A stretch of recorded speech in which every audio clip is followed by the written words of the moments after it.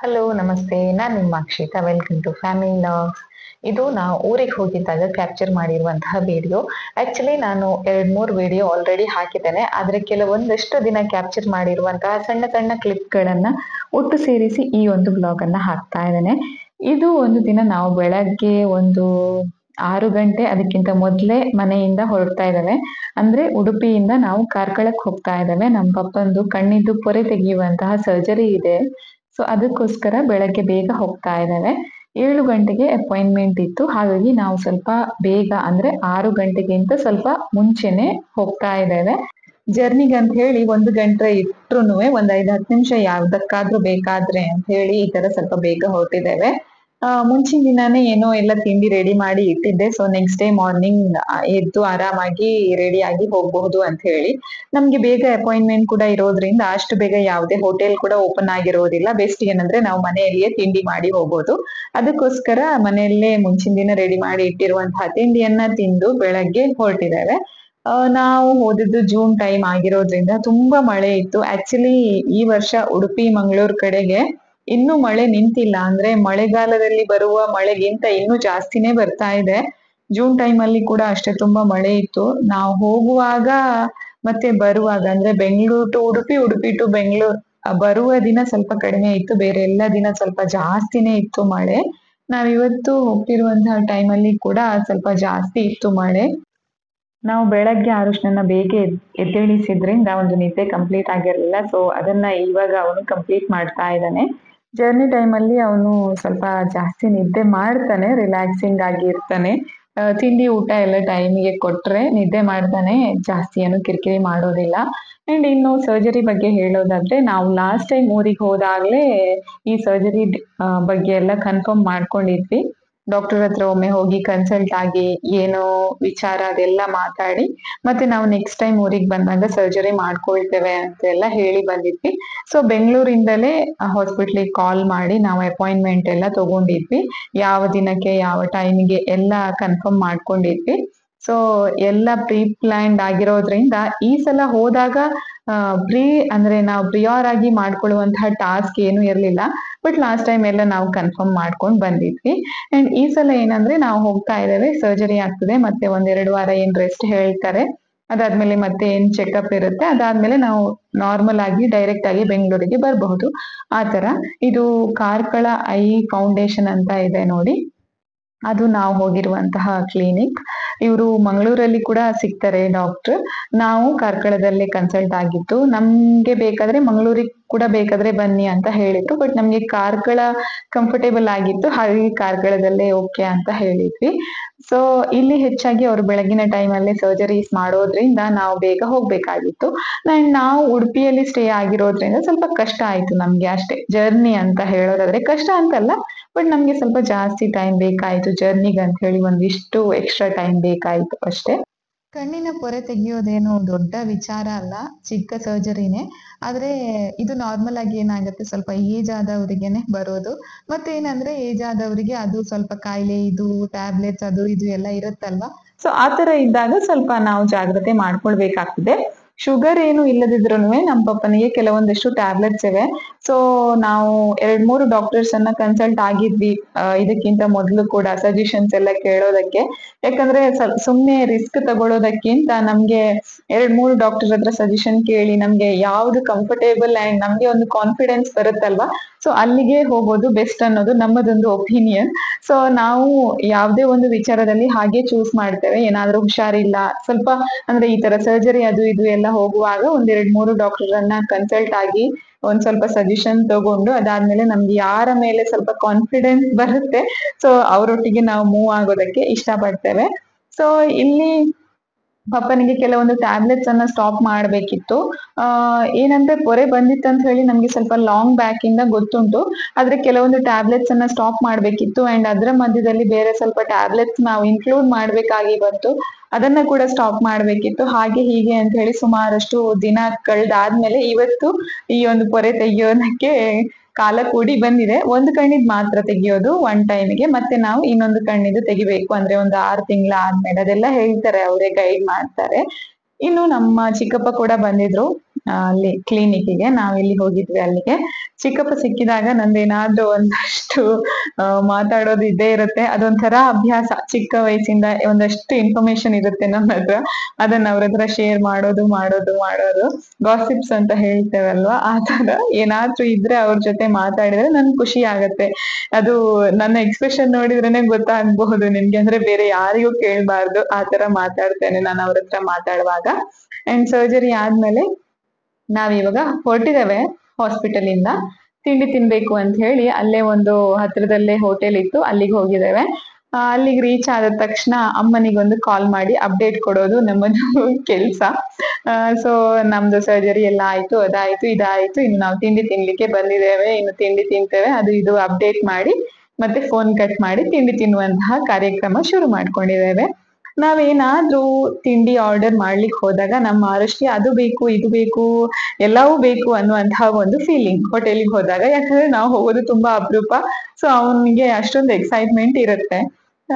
ಧೀರಜ್ ಫಸ್ಟ್ಗೆ ದೋಸೆ ಆರ್ಡರ್ ಮಾಡ್ತೇನೆ ಅಂತ ಹೇಳಿದ್ರು, ಅವನು ಬನ್ಸ್ ಮಾಡ್ತೇನೆ ಅಂತ ಹೇಳಿದ್ದ. ಧೀರಜ್ ದೋಸೆ ಬೇಕು ಅಂತ ಹೇಳಿದಾಗ ಅವ್ನು ನನ್ಗೆ ದೋಸೆ ಬೇಕು ಅಂತ ಹೇಳಿ, ಓಕೆ ಧೀರಜ್ ನಾನ್ ಬನ್ಸ್ ಮಾಡ್ತೇನೆ ಅಂತ ಹೇಳಿದ್ರೆ ನನ್ಗೆ ದೋಸೆ ಮತ್ತೆ ಬನ್ಸ್ ಎರಡು ಬೇಕು ಅಂತ ಆ ತರ ಡಿಸೈಡ್ ಆಗಿದ್ದಾನೆ ಅವನು. ಅವನನ್ನ ನಂಬಿ ಏನಾದ್ರೂ ನಾವು ಆರ್ಡರ್ ಮಾಡಿದ್ರೆ ಅದೇ ತರ ಆಗತ್ತೆ. ಹೇಗಿದ್ರು ನಾವು ಈ ತರ ಹೊರಗಡೆ ಹೋದಾಗ ನಮ್ಮ ಡಯಟ್ ಎಲ್ಲ ಫಾಲೋ ಮಾಡ್ಲಿಕ್ಕೆ ಆಗೋದಿಲ್ಲ ನೋಡಿ. ಹೇಗಾದ್ರೂ ಆ ಡಯಟ್ ಏನು ಅಷ್ಟೊಂದು ಫಾಲೋ ಮಾಡ್ಲಿಕ್ಕೆ ಆಗದೆ ಇರೋದ್ರಿಂದ ಹೇಗಿದ್ರು ಬ್ರೇಕ್ ಆಗಿರುತ್ತೆ. ಸೊ ಏನಿದ್ರು ಇರ್ಲಿ ಅಂತ ಹೇಳಿ ಎಣ್ಣೆ ತಿಂಡಿಯೇ ತಿನ್ನು ಅಂತ ಹೇಳಿ ನಾನ್ ಕೂಡ ಪೂರಿ ಆರ್ಡರ್ ಮಾಡಿ ಚೆನ್ನಾಗಿ ತಿಂದೆ. ಇಲ್ಲಿ ತುಂಬಾ ಟೇಸ್ಟಿ ಆಗಿರುತ್ತೆ. ಕಾರ್ಕಳದಾಚೆ ಹೋದಾಗ ಈ ಹೋಟೆಲ್ ಅಲ್ಲಿ ತಿನ್ಬೇಕು ಅಂತ ಅನ್ನಿಸ್ತದೆ ನಮ್ಗೆ. ಇವಾಗ ರೀಸೆಂಟ್ ಆಗಿ ಇವರು ಓಪನ್ ಮಾಡಿರೋದು, ಆದ್ರೆ ತುಂಬಾ ಚೆನ್ನಾಗಿರ್ತದೆ ತಿಂಡಿ. ನಾವು ಬೆಂಗಳೂರು ಟು ಉಡುಪಿ ಹೋಗುವಾಗ ಕೂಡ ವಯ ಕಾರ್ಕಳ ಹೋದ್ರೆ ಆನ್ ದಿ ವೇ ಸಂಜೆಯ ಸ್ನಾಕ್ಸ್ ಅನ್ನ ಇಲ್ಲೇ ತಿಂದು ಹೋಗ್ತೇವೆ.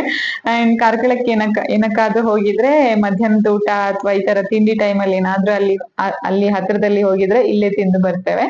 ಇನ್ನು ನಾವು ತಿಂಡಿ ಎಲ್ಲ ತಿಂದು ಮತ್ತೆ ಉಡುಪಿ ಕಡೆಗೆ ಹೊರಟಿದ್ದೇವೆ. ತುಂಬಾ ಬಿಸಿಲೇನು ಇರ್ಲಿಲ್ಲ, ಆದ್ರೂನು ಪಪ್ಪ ರಿಲ್ಯಾಕ್ಸ್ ಮಾಡ್ತಾ ಇದ್ದಾರೆ. ಕಣ್ಣು ಕ್ಲೋಸ್ ಮಾಡಿನೇ ಕಾರ್ಕಳದಿಂದ ಉಡುಪಿವರೆಗೆ ರೀಚ್ ಆಗಿದ್ರು. ಸೊ ಅದು ಇದು ಮಾತ್ರ ಅಲ್ಲ ಅವ್ರದ್ದು ಜರ್ನಿ ಈ ತರ ಇದ್ದದ್ದು. ಅದಾದ್ಮೇಲೆ ಅವ್ರನ್ನ ನಾವ್ ಎಲ್ಲಿಗೂ ಜಾಸ್ತಿ ಕರ್ಕೊಂಡ್ ಹೋಗಿರ್ಲಿಲ್ಲ, ಆದ್ರೂ ಹತ್ರದಲ್ಲಿ ಎಲ್ಲಗಾದ್ರೂ ಕರ್ಕೊಂಡ್ ಹೋಗಿದ್ರೆ ಆ ಜರ್ನಿ ಕೂಡ ಹಾಗೆ ಹೋಗ್ತಾ ಇದ್ರು. ಅವ್ರು ಕಣ್ಣು ಕ್ಲೋಸ್ ಮಾಡಿನೇ ಬರ್ತಾ ಇದ್ರು. ಅಂಡ್ ನಾವು ಊರಿಂದ ಬೆಂಗಳೂರಿಗೆ ಬರುವಾಗ ಕೂಡ ಅವ್ರು ಜಾಸ್ತಿ ಹೊತ್ತು ಕಣ್ಣನ್ನ ಕ್ಲೋಸ್ ಮಾಡಿಯೇ ಇದ್ರು. ಆತರ ಆರುಷ್ ಮತ್ತೆ ನಿದ್ದೆ ಮಾಡ್ತಾ ಇದ್ದಾನೆ.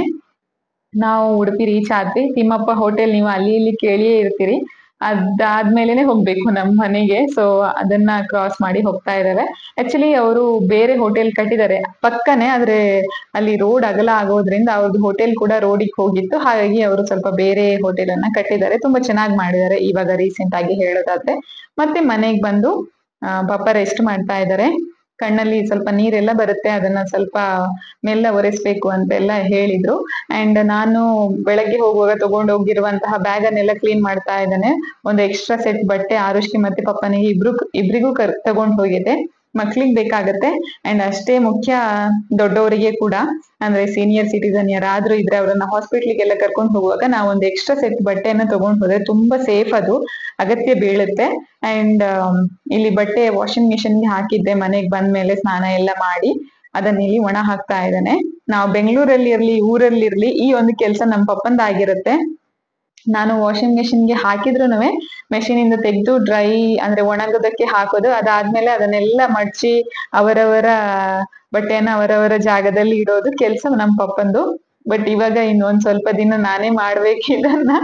ನಾನು ಅಂತಲ್ಲ, ನಾನು ಅಥವಾ ಧೀರಜ್ ಯಾರಿಗೆ ಟೈಮ್ ಇದೆ ಅವರು ಮಾಡ್ಕೊಳ್ತೇವೆ.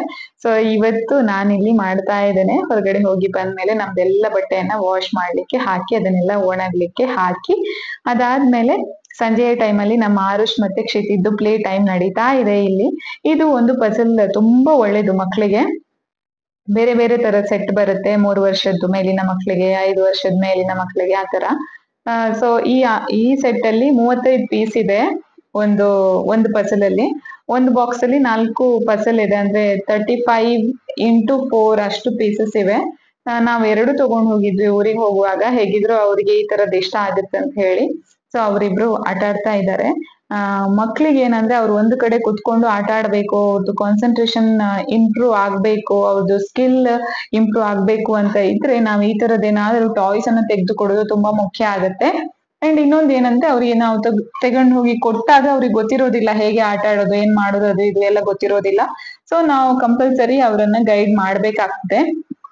ನಾವು ಒಂದ್ 2-3 ದಿನ ಅವರಿಗೆ ಗೈಡ್ ಮಾಡ್ಬೇಕಾಗಿ ಬಂದಿತ್ತು. ಮತ್ತೆ ಅದರಲ್ಲಿ ಪಿಕ್ಚರ್ ಬಂದಿರುತ್ತಲ್ವಾ, ಸೊ ಅದನ್ನ ತೋರಿಸಿ ಹೀಗ್ ಮಾಡಿ ಹಾಗ್ ಮಾಡಿ ಅಂತ ಎಲ್ಲ ಹೇಳಿ ಕೊಡ್ಬೇಕಾಗಿತ್ತು. ಬಟ್ ಒಂದು 3-4 ದಿನ ಆದ್ಮೇಲೆ ನಮ್ಮ ಹೆಲ್ಪೇ ಬೇಡ ಅವರಿಗೆ. ನನ್ಗೆ ಗೊತ್ತಾಗ್ತಿರ್ಲಿಲ್ಲ ಯಾವ ಫಸಲಿದು ಯಾವ್ದು ಅಂತ ಹೇಳಿ ಜಾಯಿನ್ ಮಾಡುವ ಕೆಲವೊಂದ್ಸಲ. ಬಟ್ ಅವರಿಗೆ ಪಿಕ್ಚರ್ ಬೇಕಿಲ್ಲ, ಏನು ಬೇಕಿಲ್ಲ, ಅವರಿಗೆ ಗೊತ್ತಾಗ್ತಿತ್ತು ಓಕೆ ಇದು ಇದ್ರದ್ದು ಇದು ಇದ್ರದ್ದು ಅಂತ ಹೇಳಿ. ಅಷ್ಟು ಶಾರ್ಪ್ ಇರ್ತಾರೆ ಮಕ್ಕಳು, ನಮ್ಗಿಂತ ಶಾರ್ಪ್ ಇರ್ತಾರೆ ನಿಜ ಹೇಳ್ಬೇಕಂದ್ರೆ. ಯಾಕಂದ್ರೆ ನಮ್ ಮೈಂಡ್ ಅಲ್ಲಿ 1000 ಇರುತ್ತೆ ಯೋಚನೆಗಳು. ಅವ್ರದ್ದು ಮೈಂಡ್ ಅಲ್ಲಿ ಅಷ್ಟೊಂದು ಯೋಚನೆ ಇರೋದಿಲ್ಲ. ಏನಂದ್ರೆ ನಾವೇನಾದ್ರೂ ಒಂದು ಟಾಯ್ಸ್ ತಂದು ಕೊಟ್ರೆ ಅದ್ರ ಬಗ್ಗೆ ಅವ್ರು ಅಷ್ಟು ವಿಚಾರಗಳನ್ನ ಅರ್ಥ ಮಾಡ್ಕೊಂಡು ಯೋಚನೆ ಮಾಡಿ ಇಟ್ಕೊಂಡಿರ್ತಾರೆ. ಸೊ ಅವರಿಗೆ ಅದೆಲ್ಲ ನೆನಪು ಚೆನ್ನಾಗೆ ಉಳ್ದಿರುತ್ತೆ. ನಾವು ಸ್ವಲ್ಪ ಗೈಡ್ ಮಾಡಿದ್ರೆ ಸಾಕು ಮಕ್ಳಿಗೆ, ಅವ್ರದ್ದು ಸ್ಕಿಲ್ ಹಾಗೆ ಇಂಪ್ರೂವ್ ಆಗ್ತಾ ಹೋಗ್ತದೆ. ಇನ್ನು ಇದು ಒಂದು ರ್ಯಾಂಡಮ್ ಶುಕ್ರವಾರದ್ದು ಸಂಜೆಯ ದಿನ. ಮನೆಯಲ್ಲಿ ಪೂಜೆ ಮಾಡ್ತಾರೆ ಅಮ್ಮ ಪ್ರತಿ ಶುಕ್ರವಾರ. ಸೊ ಆ ದಿನ ಒಂದು ಕ್ಯಾಪ್ಚರ್ ಮಾಡಿರುವಂತಹ ವಿಡಿಯೋ. ನಮ್ಮ ಆರುಷ್ಗೆ ಪೂಜಾ ಎಲ್ಲ ಅಂದ್ರೆ ತುಂಬಾ ಇಷ್ಟ. ಭಕ್ತಿ ಅಂತ ಅಲ್ಲ, ಪ್ರಸಾದ ಕೊಡ್ತಾರೆ ಅಂತ ಹೇಳಿ. ಸೊ ಅವನಿಗೆ ಇವಾಗ ಹೇಗಾಗಿದೆ ಅಂದ್ರೆ ಏನಾದ್ರೂ ಪ್ರಸಾದ ಇಟ್ಟ ಮೇಲೆ ದೇವ್ರು ತಿಂತಾರ, ದೇವ್ರು ತಿಂದು ಖಾಲಿ ಮಾಡ್ತಾರ ಅನ್ನುವಂತಹ ಒಂದು ಟೆನ್ಷನ್ ಶುರುವಾಗಿದೆ ರೀಸೆಂಟ್ ಸ್ವಲ್ಪ ದಿನದಿಂದ.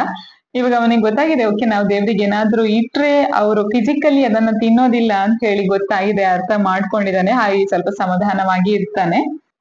ಇನ್ನೊಂದ್ ದಿನ ನಾವು ಡಿಮಾರ್ಟಿಗೆ ಹೋಗಿದ್ವಿ. ನಾವು ಊರಿಗೆ ಹೋಗಿದ್ದಾಗ ಈ ಒಂದು ಟ್ರಿಪ್ ಕಂಪಲ್ಸರಿ ಇರುತ್ತೆ ನಮ್ದು.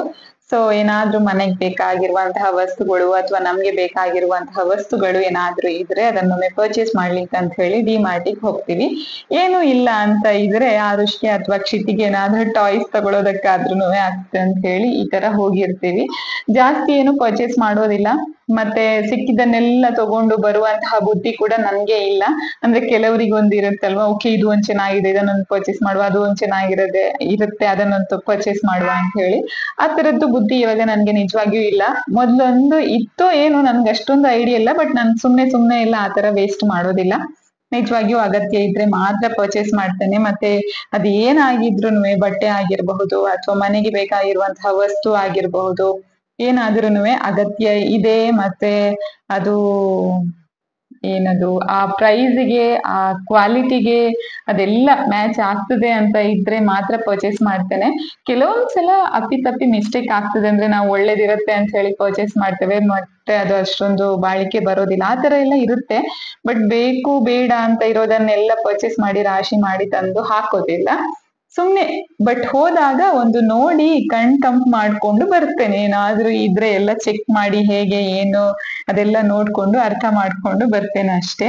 ಅಂಡ್ ಒಳಗ್ ಹೋಗುವಾಗ ಕ್ಯಾಪ್ಚರ್ ಮಾಡ್ಬೇಕಿತ್ತು, ಟೈಮ್ ಸಿಗ್ಲಿಲ್ಲ. ರಿಟರ್ನ್ ಬರುವಾಗ ಡಿಮಾರ್ಟ್ ಅಂತ ಒಂದು ಬೋರ್ಡ್ ಅನ್ನ ಕ್ಯಾಪ್ಚರ್ ಮಾಡಿ ಮತ್ತೆ ಅಲ್ಲಿಂದ ನಾವು ಹೊರಟ್ ಬಂದ್ವಿ. ಅದಾದ್ಮೇಲೆ ನಾವು ಮತ್ತೆ ಬಂದಿರುವಂತಹ ಡೆಸ್ಟಿನೇಷನ್ ಸಾರಿ ಶಾಪ್. ಇಲ್ಲಿಗೆ ಒಂದು ಕಂಪಲ್ಸರಿ ಬರ್ತೇವೆ ಊರಿಗೆ ಹೋದಾಗ, ಯಾಕಂದ್ರೆ ಅಮ್ಮನಿಗೆ ಒಂದು ಸಾರಿ ತಗೊಂಡ್ರೆ ನನ್ಗೆ ಸಮಾಧಾನ ಆಗುತ್ತೆ. ಸೊ ಈ ಸಲ 2 ಸಾರಿ ತಗೊಂಡಿದ್ದೆ, ಒಂದು ನನ್ಗೆ ಒಂದು ಅಮ್ಮನಿಗೆ. ಈ ಸಲ ಹೋದಾಗ ನನ್ಗೆ ಯಾವ ಕಲರ್ ಪರ್ಚೇಸ್ ಮಾಡ್ಬೇಕು ಅಂತಾನೆ ಗೊತ್ತಾಗ್ಲಿಲ್ಲ. ಏನ್ ನೋಡಿದ್ರು ಓಕೆ ಇದು ಅವ್ರ ಹತ್ರ ಇದೆ, ಇದು ಆಲ್ರೆಡಿ ಕೊಟ್ಟಿದ್ದೇನೆ, ಇದು ಅವತ್ತು ಕೊಟ್ಟಿದ್ದೇನೆ, ಇದು ಇವತ್ತು ಕೊಟ್ಟಿದ್ದೇನೆ ಅಂತ ಯೋಚನೆ ಬರ್ತಾ ಇತ್ತು. ಸೊ ನನ್ಗೆ 2 ಸಾರಿ ಇಷ್ಟ ಆಗಿತ್ತು, 2 ಪರ್ಚೇಸ್ ಮಾಡಿ ಬಂದಿದ್ದೆ. ಫಸ್ಟಿಗೆ ಅವರಿಗೆ ಚೂಸ್ ಮಾಡ್ಲಿಕ್ಕೆ ಕೊಡ್ತೇನೆ ನಾನು. ಈ ತರ ಏನಾದ್ರು 2 ತಗೊಂಡ್ ಬಂದ್ರೆ ಅವರಿಗೆ ಏನ್ ಬೇಕು ಅದನ್ನ ಚಾಯ್ಸ್ ಮಾಡಿ ಅವ್ರು ಇಟ್ಕೊಳ್ತಾರೆ. ಮತ್ತೆ ನೆಕ್ಸ್ಟ್ ಇರೋದು ನಾನು ಇಟ್ಕೊಳ್ತೇನೆ. ಯಾಕಂದ್ರೆ ನನ್ಗೆ 2 ಇಷ್ಟ ಆಗಿರುತ್ತೆ. ಸೊ ನಾನು ತಗೊಂಡ್ ಬಂದಿರ್ತೇನೆ. ನನಗೆ ಯಾವ್ದಾದ್ರೂ ಇದ್ರೂನುವೆ ಓಕೆ ಅಂತ ಇರುತ್ತೆ. ಸೊ ಈ ಸಲ 2 ಸಾರಿ ಪರ್ಚೇಸ್ ಮಾಡಿ ಬಂದಿದ್ದೆ. ಈ ಸಲ ಕಾಟನ್ ಸಾರಿ ಚೂಸ್ ಮಾಡಿದ್ದೆ. ಹೆಚ್ಚಾಗಿ ನಾನು ಅವರಿಗೆ ಚೂಸ್ ಮಾಡುವಾಗ ಕಾಟನ್ ಟೈಪ್ ಇದ್ದು ಸಾರಿ ಅಥವಾ ಈಸಿಲಿ ವೇರ್ ಮಾಡುವಂತಹ ಸಾರಿನ ಚೂಸ್ ಮಾಡ್ತೇನೆ. ಅವರಿಗೆ ಕಂಫರ್ಟೇಬಲ್ ಮುಖ್ಯ ಆಗುತ್ತೆ ಅಮ್ಮನಿಗೆ ಅಂತ ಹೇಳಿ. ಅಂಡ್ ನಮ್ಮ ಆರುಷಿದ್ದು ಪ್ಯಾರಲಲ್ಲಿ ಇಲ್ಲಿ ಆಟ ಕುಣಿತ ಎಲ್ಲ ನಡೀತಾ ಇರ್ತದೆ. ಅವನಿಗೆ ಈ ತರ ಅಂಗಡಿಗೆಲ್ಲ ಹೋದ್ರೆ ತುಂಬಾ ಖುಷಿ ಆಗತ್ತೆ, ಎಕ್ಸ್ಪ್ಲೋರ್ ಮಾಡೋದಕ್ಕೆ ತುಂಬಾ ವಸ್ತುಗಳು ಇರ್ತಾವಲ್ವಾ ಅಂತ ಹೇಳಿ. ಪ್ರತಿ ಸಲ ಅಮ್ಮನಿಗೆ ಸಾರಿ ತಗೊಳ್ಳುವಾಗ ಧೀರಜ್ ಹೇಳ್ತಾ ಇದ್ರು, ನಿನ್ಗೂ ಒಂದು ತಗೋ, ನಿನ್ಗೂ ಒಂದು ತಗೋ ಅಂತ ಹೇಳಿ. ನಾನು ತುಂಬಾ ಐ ಥಿಂಕ್ ಸುಮಾರು ವರ್ಷಗಳೇ ಆಯ್ತು ಸಾರಿ ಜಾಸ್ತಿ ತಗೊಳ್ಳಿಕ್ ಹೋಗ್ಲೇ ಇಲ್ಲ. ಯಾಕಂದ್ರೆ ನನ್ನ ಹತ್ರ ಆಲ್ರೆಡಿ ಇದೆ, ತುಂಬಾ ಸಾರೀಸ್ ಇವೆ, ಹೊಸ ಸಾರೀಸೇ ಇವೆ, ನಾನು ವೇರ್ ಮಾಡದೇ ಇರುವಂತಹ ಸಾರೀಸೇ ಇವೆ ಅಂತ ಹೇಳಿ ಯಾವತ್ತೂ ತಗೊಂಡಿರ್ಲಿಲ್ಲ. ಬಟ್ ಈ ಸಲ ಒಂದು ತಗೊಳ್ಳುವ ಅಂತ ಹೇಳಿ ಹಾಗೆ ಮನ್ಸ್ ಮಾಡಿ ತಗೊಂಡ್ ಬಂದಿದ್ದೇನೆ ಅಷ್ಟೇ. ಅದಾದ್ಮೇಲೆ ನಾವು ಅಲ್ಲಿ ಸ್ವಲ್ಪ ತಿಂಡಿ ತಿನ್ನುವ ಅಂತ ಹೋಗಿದ್ದೇವೆ. ಮತ್ತೆ ಅದೇ ಹೇಳ್ತಾ ಇದ್ದೇನೆ, ಹೇಗಿದ್ರು ನಮ್ಮ ಡಯಟ್ ಅನ್ನ ಫಾಲೋ ಮಾಡ್ಲಿಕ್ಕೆ ಆಗ್ತಾ ಇಲ್ಲ, ಹೇಗಿದ್ರು ಅದು ಬ್ರೇಕ್ ಆಗಿದೆ. ಸೊ ಒಂದ್ 10-15 ದಿನ ಹಾಗೆ ಎಂಜಾಯ್ ಮಾಡುವ ಅಂತ ಹೇಳಿ ಹೊರಗಡೆ ಫುಡ್ ತಿಂತಾ ಇದ್ದೇವೆ. ಹಾಗಂತೇಳಿ ಈ ಪಿಜ್ಜಾ ಬರ್ಗರ್ ಆತರ ಕೂಡ ಹೋಗೋದಿಲ್ಲ ನಾವು. ಬಟ್ ಆಯಿಲಿ ಫುಡ್ ಕೂಡ ಅಷ್ಟೊಂದು ಹೆಲ್ದಿ ಅಲ್ಲ, ಈ ಗೋಳಿ ಬಜೆ, ವಡ ಅದೆಲ್ಲ ಕೂಡ ಹೊರಗಡೆದು. ಬಟ್ ಓಕೆ, ಅವಾಗ ಅವಾಗ ಅಪರೂಪಕ್ಕೊಮ್ಮೆ ಅಂತ ಹೇಳಿ ಅಲ್ಲಿ ಸಂಜೆಯ ಸ್ನಾಕ್ಸ್ ಮಾಡಿ ಮತ್ತೆ ಸ್ವಲ್ಪ ಕೆಲ್ಸ ಇತ್ತು ಅದೆಲ್ಲ ಮುಗಿಸಿ ಆ ದಿನ ಮನೆಗ್ ಬಂದಿದ್ವಿ. ಅದಾದ್ಮೇಲೆ ನಾವು ಹತ್ರದಲ್ಲೇ ಒಂದು ಚಿಕ್ಕಮ್ಮಂದು ಮನೆ ಇದೆ, ಧೀರಜಿದು ಚಿಕ್ಕಮ್ಮನ ಮನೆ, ಅಲ್ಲಿಗೆ ಹೋಗ್ತಾ ಇದ್ದೇವೆ ಇವತ್ತು. ಆ ದಿನ ಅಪ್ಪನನ್ನ ಕೂಡ ಕರ್ಕೊಂಡು ಹೋಗಿದ್ವಿ, ಅವರಿಗೆ ಮನೆಯಲ್ಲೇ ಇದ್ದು ಬೋರ್ ಆಗ್ತದೆ ಅಂತ ಹೇಳಿ. ಅದಾದ್ಮೇಲೆ ನಾವು ಅವರನ್ನ ಎಲ್ಲಿಗೂ ಜಾಸ್ತಿ ಕರ್ಕೊಂಡು ಹೋಗಿರ್ಲಿಲ್ಲ. ಅದಾದ್ಮೇಲೆ ಇದು ಮತ್ತೆ ಒಂದಿನ ನಾವು ಕಾರ್ಕಳಕ್ ಹೋಗ್ತಾ ಇದ್ದೇವೆ. ನಮ್ ಪಪ್ಪಂದು ಕಣ್ಣು ಚೆಕಪ್ ಇತ್ತು, ಫಾಲೋ ಅಪ್ ಇರುತ್ತಲ್ವಾ 1 ವಾರ ಆದ್ಮೇಲೆ. ಸೊ ಅದಕ್ಕೆ ಮತ್ತೆ ಕಾರ್ಕಳಕ್ ಹೋಗ್ತಾ ಇದ್ದೇವೆ. ಅವತ್ತು ಕಂಪಲ್ಸರಿ ಅವರನ್ನ ಕರ್ಕೊಂಡು ಹೋಗ್ಲೇಬೇಕಲ್ವಾ, ಸೊ ಅವರನ್ನ ಕೂಡ ಕರ್ಕೊಂಡು ಹೋಗ್ತಾ ಇದ್ದೇವೆ. ಮಧ್ಯದಲ್ಲಿ ಅಲ್ಲಿ ಇಲ್ಲಿ ನಾವು ಹೋಗಿದ್ದು ಕೆಲವೊಂದು ಜಾಗಗಳಿವೆ, ಬಟ್ ಪಪ್ಪನನ್ನು ಎಲ್ಲಿಗೂ ಕರ್ಕೊಂಡು ಹೋಗಿರ್ಲಿಲ್ಲ. ಅಂಡ್ ಇನ್ನೊಂದು ಏನಂದ್ರೆ, ನಾನು 1-2 ವಿಡಿಯೋ ಸಪರೇಟ್ ಆಗಿ ಹಾಕಿದ್ದೇನೆ, ನಾವು ಬೀಚಿಗೆ ಹೋಗಿದ್ದು ಎಲ್ಲ. ಅದು ತುಂಬಾ ಚೆನ್ನಾಗಿರುವಂತಹ ವಿಡಿಯೋಸ್, ಅದನ್ನ ಕೂಡ ನೀವು ಮಿಸ್ ಮಾಡಿದ್ರೆ ಒಮ್ಮೆ ನೋಡಿ. ಮಲ್ಪೆ ಬೀಚ್ ನೋಡ್ಲಿಕ್ಕೆ ಎಷ್ಟು ಖುಷಿ ಆಗತ್ತೆ ಅಂತ ಹೇಳಿದ್ರೆ ತುಂಬಾ ಖುಷಿ ಆಗತ್ತೆ. ನಾವಿಲ್ಲಿ ಕಾರ್ಕಳ ರೀಚ್ ಆದ್ವಿ. ಇದು ಆನೆಕೆರೆ ಅಂತ ಹೇಳಿ, ನನ್ನ ಸ್ಕೂಲ್ ಇಲ್ಲೇ ಹತ್ರದಲ್ಲಿ, ನಾನು ಕಲ್ತಿರುವಂತಹ ಸ್ಕೂಲ್ ಆನೆಕೆರೆ ಹತ್ರ. ಅಂಡ್ ನಮ್ಗೆ ಮದ್ವೆ ಆಗಿದ್ದು ಕೂಡ ಇಲ್ಲೇ ಆನೆಕೆರೆ ಪ್ಲೇಸ್ ಅಲ್ಲಿ. ನಮ್ ಮನೆಗೆ ಹತ್ರನೇ, ಜಾಸ್ತಿ ದೂರ ಏನಿಲ್ಲ ಅಂತೆ ಪಪ್ಪನ್ ಮನೆಗೆ. ಸೊ ನಾವು ಮತ್ತೆ ಕಣ್ಣು ಟೆಸ್ಟ್ ಅದು ಇದು ಎಲ್ಲ ಆದ್ಮೇಲೆ ಮತ್ತೆ ನಾವು ಇನ್ನೊಂದು ಹಾಸ್ಪಿಟ್ಲಿಗೆ ಹೋಗ್ತಾ ಇದ್ದೇವೆ. ನಮ್ ಪಪ್ಪನಿಗೆ ಏನೋ ಒಂದ್ ಸ್ವಲ್ಪ ಬೇರೆ ಪ್ರಾಬ್ಲಮ್ ಇತ್ತು, ಸೊ ಅದನ್ನ ಒಂದು ಸರ್ಜನ್ ಹತ್ರ ತೋರಿಸ್ಬೇಕಿತ್ತು ಅಂತ ಹೇಳಿ ನಾವು ಅಲ್ಲಿಗೆ ಹೋಗ್ತಾ ಇದ್ದೇವೆ. ಆಕ್ಚುಲಿ ಅದ್ರದ್ದು ಸ್ವಲ್ಪ ಕೆಲ್ಸ ಪೆಂಡಿಂಗ್ ಇದೆ. ವಿಚಾರ ಏನಪ್ಪಾ ಅಂದ್ರೆ, ನಮ್ ಮನೆಯಲ್ಲಿ ಒಬ್ರು ಮಗು ಇರುವಾಗ ನಾವು ಹೇಗೆ ಅವ್ರನ್ನ ನೋಡ್ಕೊಳ್ತೇವಲ್ವಾ, ಅಷ್ಟೇ ಈ ಜಾಗ್ರತೆಯಿಂದ ನಾವು ಸೀನಿಯರ್ ಸಿಟಿಸನ್ ಅನ್ನ ಕೂಡ ನೋಡ್ಕೊಳ್ಬೇಕಾಗ್ತದೆ. ಯಾರ ಮನೇಲೆಲ್ಲ ಈ ತರ ಸೀನಿಯರ್ ಸಿಟಿಸನ್ಸ್ ಇರ್ತಾರ ನೋಡಿ, ಅವ್ರಿಗೆ ಗೊತ್ತಿರುತ್ತೆ ಅದು ಹೇಗಿರುತ್ತೆ ಅಂತ ಹೇಳಿ. ಸೊ ಆ ದಿನ ನಾವು ಹಾಸ್ಪಿಟ್ಲಿಗೆಲ್ಲ ಹೋಗಿ ಮತ್ತೆ ಮನೆಗ್ ಬಂದು ಆ ದಿನ ರೆಸ್ಟ್ ಮಾಡಿ ಆದ್ಮೇಲೆ ನಾವು 1-2 ವಾರ ನಮ್ದು ವೆಕೇಶನ್ ಮುಗ್ದಾದ್ಮೇಲೆ ನಾವು ಮತ್ತೆ ಬೆಂಗಳೂರಿಗೆ ಹೊರಟಿದ್ದೇವೆ. ಈ ಸಲ ನಾವು ಉಡುಪಿ ಟು ಬೆಂಗಳೂರು ಬರುವಾಗ ಚೂಸ್ ಮಾಡಿರೋದು ಆಗುಂಬೆ ಘಾಟ್. ನಾನು ಆಗುಂಬೆ ಘಾಟ್ ಇದ್ದು ಬರುವಾಗ ಮತ್ತೆ ಹೋಗುವಾಗ 2 ಸಲದ್ದು ಕಂಪ್ಲೀಟ್ ವಿಡಿಯೋ ಹಾಕಿದ್ದೇನೆ ಯೂಟ್ಯೂಬ್ ಅಲ್ಲಿ, ಸಪರೇಟ್ ವಿಡಿಯೋ ಇದೆ. ಮತ್ತೆ ನಾವು ಆಗುಂಬೆ ಘಾಟ್ ಚೂಸ್ ಮಾಡಿದಾಗ ನಮ್ಗೆ ಏನು ಪಾಸಿಟಿವ್ ಅಂಡ್ ನೆಗೆಟಿವ್ ಇತ್ತು ಅದನ್ನ ನಾನು ಆಲ್ರೆಡಿ ಒಂದು ಸಪರೇಟ್ ಆದಂತಹ ವಿಡಿಯೋದಲ್ಲಿ ಶೇರ್ ಮಾಡಿದ್ದೇನೆ. ನಾವು ಊರಿಗೆ ಹೋಗುವಾಗ ಹಾಕಿರುವಂತಹ ವಿಡಿಯೋದಲ್ಲಿ ಹಾಕಿದ್ದೇನೆ. ನಾವು ಈ ಸಲ ಹೋಗುವಾಗ ಮತ್ತೆ ಬರುವಾಗ 2 ಸಲ ಕೂಡ ಹೋದದ್ದು ಬಂದದ್ದು ಆಗುಂಬೆ ಘಾಟ್ ಥ್ರೂವೇ. ಸೊ ಚೆನ್ನಾಗಿತ್ತು, ನಮ್ಗೇನು ಬ್ಯಾಡ್ ಅಂತ ಅನ್ನಿಸ್ಲಿಲ್ಲ, ಒಳ್ಳೆ ಎಕ್ಸ್ಪೀರಿಯನ್ಸ್ ಆಗಿದೆ ನಮ್ಗೆ. ನಿಮ್ಗೆ ಚಾನಲ್ ಅಲ್ಲಿ ಚಾರ್ಮಾಡಿ ಘಾಟ್, ಸಂಪಾಜೆ ಘಾಟ್, ಆಗುಂಬೆ ಘಾಟ್ ಎಲ್ಲದರದ್ದು ಎಕ್ಸ್ಪೀರಿಯನ್ಸ್ ನೀವು ನೋಡಬಹುದು ನಮ್ ಚಾನಲ್ ಅನ್ನ ನೀವು ನೋಡ್ತಾ ಇರೋದಾದ್ರೆ. ಅಥವಾ ನಿಮ್ಗೆ ಇವಾಗ ಇನ್ಫಾರ್ಮೇಶನ್ ಬೇಕು ಅಂತ ಇದ್ರೆ ಚಾನಲ್ ಒಮ್ಮೆ ಚೆಕ್ ಮಾಡಿ. ಬೆಳಗ್ಗೆ ಏನಂದ್ರೆ ಮಳೆ ಬರ್ತಾ ಇತ್ತು, ಸ್ವಲ್ಪ ಸ್ವಲ್ಪ, ಜಾಸ್ತಿ ಏನು ಅಲ್ಲ. ಆದ್ರೆ ಘಾಟ್ ನಾವು ಮೇಲೆ ಬರುವವರೆಗೆ ಅಷ್ಟೊಂದು ಮಂಜು ಎಲ್ಲ ಇರ್ಲಿಲ್ಲ. ಬಟ್ ನಾವು ಯಾವಾಗ ಒಮ್ಮೆ ಘಾಟ್ ಮೇಲೆ ಬಂದ್ವಿ ನೋಡಿ, ಅದಾದ್ಮೇಲೆ ಕಂಪ್ಲೀಟ್ಲಿ ಮಂಜು ಬಂದಿತ್ತು, ನಮ್ಗೆ ಏನು ಕಾಣ್ತಿರ್ಲಿಲ್ಲ ಎದುರಲ್ಲಿ, ಅಷ್ಟು ಮಂಜು ಬಂದಿತ್ತು. ನೋಡೋದಕ್ಕೆ ಮಾತ್ರ ತುಂಬಾ ಸುಂದರವಾಗಿ ಕಾಣ್ತಾ ಇತ್ತು. ಈ ತರ ಎಲ್ಲ ವೆದರ್ ನೋಡಿದ್ರೆ ನಮ್ಗೆ ಎಷ್ಟು ಖುಷಿ ಆಗತ್ತಲ್ವಾ, ಆ ತರ ಒಂದು ಫೀಲ್ ಆಗ್ತಾ ಇತ್ತು ಆ ವೆದರ್ ನೋಡಿದ್ರೆ. ಬಟ್ ಡ್ರೈವ್ ಮಾಡೋದಕ್ಕೆಲ್ಲ ಅಷ್ಟೇ ಕಷ್ಟ ಇರುತ್ತೆ, ಈ ತರ ರೋಡ್ ಎಲ್ಲ ಕಾಣೋದೇ ಇಲ್ಲ ಅಂತೆಲ್ಲ ಇರುವಾಗ ಡ್ರೈವ್ ಮಾಡೋದು ಸ್ವಲ್ಪ ಕಷ್ಟನೇ. ಮತ್ತೆ ಏನಂದ್ರೆ ತುಂಬಾ ಜನ ಜಾಗೃತೆಯಾಗಿ ಬರ್ತಾರೆ, ಬಟ್ ಹೇಳೋದಕ್ಕಾಗೋದಿಲ್ಲ, ಕೆಲವೊಬ್ರು ಒಟ್ಟಾರೆ ಬರ್ತಾರೆ ರೋಡಲ್ಲಿ. ಸೊ ಆತರ ಎಲ್ಲ ಇರುವಾಗ ಕಷ್ಟ ಆಗುತ್ತೆ. ಮತ್ತೆ ಪ್ರಾಣಿಗಳು ಕೂಡ ಅಷ್ಟೇ, ಈ ದನ ಮತ್ತೆ ನಾಯಿ ಎಲ್ಲ ಆ ಕಡೆ ಈ ಕಡೆ ಓಡಾಡ್ತಿರುವಂತಹ ರಸ್ತೆ ಅಲ್ವಾ, ಸೊ ಅದೆಲ್ಲ ಸ್ವಲ್ಪ ಕಷ್ಟದ ವಿಚಾರನೆ ಡ್ರೈವ್ ಮಾಡೋದು. ಆತರ ಮಂಜು ಇತ್ತು ಸ್ವಲ್ಪ. ಮತ್ತೆ ಮಳೆಗಾಲ ಕೂಡ ಅಲ್ವಾ, ಮತ್ತೆ ಆಗುಂಬೆಯಲ್ಲಿ ಯಾವಾಗ್ಲೂ ಹಾಗೆ ಜಾಸ್ತಿ ಮಳೆ ಎಲ್ಲ ಇರುತ್ತೆ. ಅಂಡ್ ನಮ್ಮ ಆರುಷ್ ಇದ್ದು ಮತ್ತೆ ನಿದ್ದೆ. ನೀವು ನೋಡ್ತಿರಬಹುದು ಬ್ಲಾಗ್ ಸ್ಟಾರ್ಟ್ ಆದ ಟೈಮ್ ಇಂದ ಇಲ್ಲಿವರೆಗೆ ನಾವ್ ಎಲ್ಲಿಗಾದ್ರೂ ಹೋಗುವಾಗ ಒಂದು ನಿದ್ದೆ ಇದ್ದೇ ಇರುತ್ತೆ. ಸ್ವಲ್ಪ ಬೇಗ ಎಲ್ಲ ಎದ್ದೇಳಿಸಿರ್ತೇವೆ, ಮತ್ತೆ ಅವನಿಗೆ ಸುಸ್ತಾಗತ್ತಲ್ವಾ, ಸೊ ನಿದ್ದೆ ಮಾಡ್ತಾನೆ, ರಿಲ್ಯಾಕ್ಸ್ ಮಾಡ್ಕೊಳ್ತಾನೆ. ಮತ್ತೆ ಒಂದ್ ಸ್ವಲ್ಪ ಹೊತ್ತು ಎಚ್ಚರ ಆದ್ಮೇಲೆ ಏನಾದ್ರೂ ಆಟ ಆಡೋದು, ಬುಕ್ ನೋಡೋದು ಅದೆಲ್ಲ ಇರುತ್ತೆ ಅವತ್ತು. ನಾನು ಊರಿಗೆ ಹೋಗುವಾಗ ಮಾಡಿರುವಂತಹ ವಿಡಿಯೋದಲ್ಲಿ ಮಕ್ಕಳನ್ನ ಹೇಗೆ ಆಕ್ಟಿವ್ ಆಗಿ ಇಡಬಹುದು, ಹ್ಯಾಪಿಯಾಗಿ ಇಡಬಹುದು, ಜರ್ನಿನ ಹೇಗೆ ಎಂಜಾಯ್ ಮಾಡಬಹುದು ಅಂತ ನಾನು ಕೆಲವೊಂದು ಟಿಪ್ಸ್ ಅನ್ನ ಕೂಡ ಶೇರ್ ಮಾಡಿದ್ದೇನೆ. ನಿಮ್ಗೆ ಇಂಟ್ರೆಸ್ಟ್ ಇದ್ರೆ ಆ ಒಂದು ವಿಡಿಯೋ ನೀವು ಚೆಕ್ ಮಾಡಿ, ನಿಮ್ಗೆ ಇಷ್ಟ ಆಗಬಹುದು. ಇಲ್ಲಿ ನೋಡಿ ಮರ ಗಿಡಗಳೆಲ್ಲ ಎಷ್ಟು ಚೆನ್ನಾಗಿ ಕಾಣ್ತಾ ಇದಾವೆ ಅಲ್ವಾ. ಇದು ಸಕ್ರೆಬೈಲು ಶಿವಮೊಗ್ಗ ಡಿಸ್ಟ್ರಿಕ್ಟ್ ಅಲ್ಲಿ ಒಂದು ಆನೆ ಬಿಡಾರ ಅಂತ ಹೇಳಿ ವಿಸಿಟಿಂಗ್ ಪ್ಲೇಸ್ ಇದೆ. ಆಕ್ಚುಲಿ ಊರಿಗೆ ಹೋಗುವಾಗ ಈ ಪ್ಲೇಸ್ ಅನ್ನ ನೋಡಿದ್ದೆ, ಹಾಗೆ ಹಿಂದೆ ಬರುವಾಗ ಅದನ್ನ ಕ್ಯಾಪ್ಚರ್ ಮಾಡಿದೆ. ಮೇ ಬಿ ಒಳ್ಳೆಯ ವಿಸಿಟಿಂಗ್ ಪ್ಲೇಸ್ ಅನ್ಸುತ್ತೆ. ತುಂಬಾ ಜನ ಇದ್ರು, ನಾವೇನ್ ವಿಸಿಟ್ ಮಾಡ್ಲಿಲ್ಲ, ಬಟ್ ಹಾಗೆ ನೋಡ್ತಾ ಬಂದ್ವಿ. ಅಂಡ್ ಚಿತ್ರದುರ್ಗದಲ್ಲಿ ನಮ್ ಫ್ರೆಂಡ್ ದರ್ಶನ್ ಇದ್ದಾನೆ, ಸೊ ಬರುವಾಗ ಅವ್ರ ಮನೆಗ್ ಹೋಗಿ ಬಂದ್ವಿ. ಆಲ್ಮೋಸ್ಟ್ 11:30 ಆಗಿತ್ತು ಅನ್ಸುತ್ತೆ. ಸೊ ಮಧ್ಯಾಹ್ನದ ಊಟ ಅವ್ರ ಮನೆಯಲ್ಲೇ ಮಾಡಿ ಮುಗಿಸಿ ಮತ್ತೆ ನಮ್ಮ ಜರ್ನಿನ ಕಂಟಿನ್ಯೂ ಮಾಡಿದ್ವಿ. ತುಂಬಾ ಖುಷಿ ಆಯ್ತು. ಆಕ್ಚುಲಿ ಯಾವಾಗ್ಲೂ ಕರಿತಿದ್ದ ಒಮ್ಮೆ ಬನ್ನಿ ಬನ್ನಿ ಬನ್ನಿ ಅಂತ ಹೇಳಿ. ಸೊ ಇವಾಗ ಹೇಗಿದ್ರು ಆನ್ ದಿ ವೇ ಇರೋದ್ರಿಂದ ಜಸ್ಟ್ ಹಾಗೆ ವಿಸಿಟ್ ಮಾಡಿ 1-2 ಗಂಟೆ ಅಲ್ಲಿ ಇದ್ದು ಬಂದ್ವಿ. ನಾವು ಜಸ್ಟ್ ಹೋಗಿ ಬರುದಂತ ಪ್ಲಾನ್ ಮಾಡಿದ್ವಿ, ಬಟ್ ಅವರು ಊಟ ಎಲ್ಲ ಮಾಡಿ ಹೋಗಿ ಅಂತ ಹೇಳಿ ರೆಡಿ ಮಾಡ್ತಾ ಇದ್ರು. ಸೊ ಬಿಟ್ಟು ಬರೋದಕ್ಕೂ ಸರಿ ಆಗ್ಲಿಲ್ಲ ಏನೋ, ಬಟ್ ಅಲ್ಲೇ ಊಟ ಮಾಡಿ ಬಂದ್ವಿ ನಾವು. ಪ್ಲಾನ್ ಇರ್ಲಿಲ್ಲ, ಸೊ ನಾವ್ ಎಲ್ಲಿಯಾದ್ರೂ ಚಿತ್ರದುರ್ಗ ಪಾಸ್ ಆದ್ಮೇಲೆ ಲಂಚ್ ಮಾಡೋದಂತ ಅನ್ಕೊಂಡಿದ್ವಿ, ಬಟ್ ಸ್ವಲ್ಪ ಬೇಗನೆ ಅವ್ರ ಮನೆಯಲ್ಲೇ ಊಟ ಎಲ್ಲ ಮಾಡಿದ್ವಿ. ಆರುಷ್ಗಂತೂ ತುಂಬಾನೇ ಖುಷಿ ಆಗಿತ್ತು, ಅಂಡ್ ನಮ್ಗೆ ಕೂಡ ಅಷ್ಟೇ ತುಂಬಾ ರಿಲ್ಯಾಕ್ಸಿಂಗ್ ಆಗಿತ್ತು. ಅಂಡ್ ಹಾಗೆ ಅವ್ರ ಮನೆಗೆ ಕೂಡ ನಾವು ಫಸ್ಟ್ ಟೈಮ್ ಹೋಗಿತ್ತು, ಈ ಮನೆಗೆ. ದರ್ಶನ್ ಕೂಡ ಮೊದ್ಲು ಕಾರ್ಕಳದಲ್ಲೇ ಇದ್ದ, ಸೊ ಅಲ್ಲಿಯ ಮನೆಗೆ ಹೋಗಿದ್ವಿ ನಾವು. ಬಟ್ ಇಲ್ಲಿ ಹೊಸದಾಗಿ ಅವರು ಚಿತ್ರದುರ್ಗಕ್ಕೆ ಶಿಫ್ಟ್ ಆಗಿದ್ದು, ಸೊ ಈ ಮನೆಗೆ ನಮ್ಗೆ ಯಾವತ್ತೂ ಹೋಗೋದಕ್ಕೆ ಆಗಿರ್ಲಿಲ್ಲ, ಗೃಹ ಪ್ರವೇಶಕ್ಕೆ ಕೂಡ ನಮ್ಗೆ ಹೋಗೋದಕ್ಕೆ ಆಗಿರ್ಲಿಲ್ಲ. ಸೊ ಇದು ಫಸ್ಟ್ ಟೈಮ್ ನಾವು ಹೋಗಿದ್ದು. ನಮ್ಮ ಆರುಷ್ಗೆ ಎಲ್ಲಿ ಹೋದ್ರುನು ಸಾಕು, ಒಂದಷ್ಟು ಟಾಯ್ಸ್ ಇದ್ರೆ ಸಮಾಧಾನವಾಗಿ ಇರ್ತಾನೆ.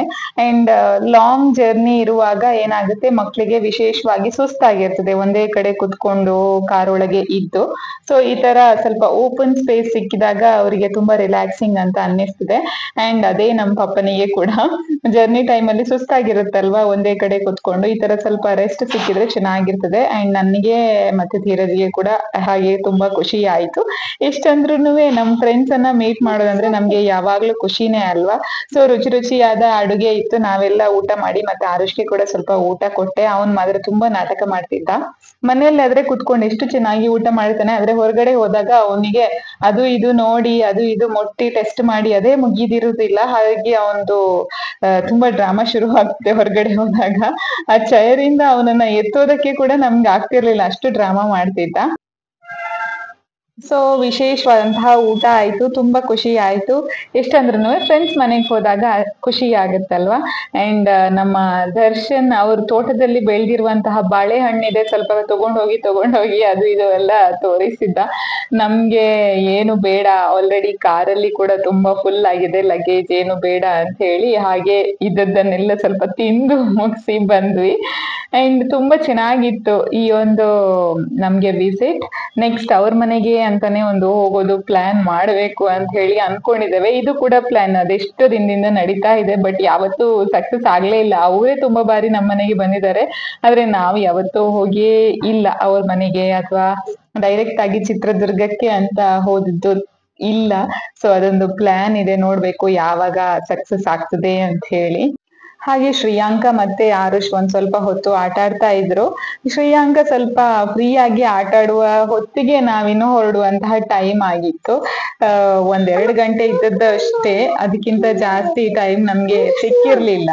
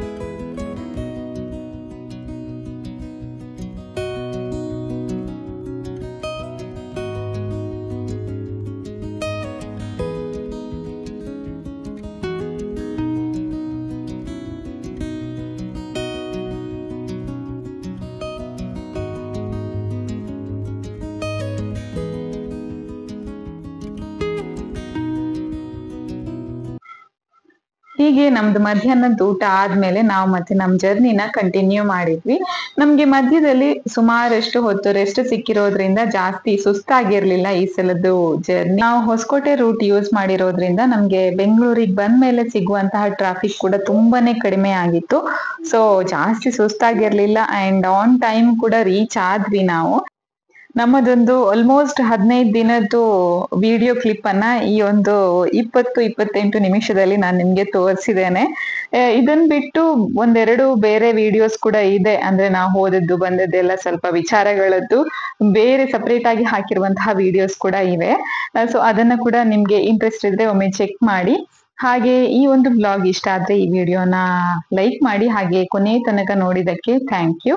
ಇನ್ನು ನಾನು ನೆಕ್ಸ್ಟ್ ವಿಡಿಯೋದಲ್ಲಿ ಸಿಗ್ತೀನಿ. ಅಲ್ಲಿವರೆಗೆ take care and bye bye.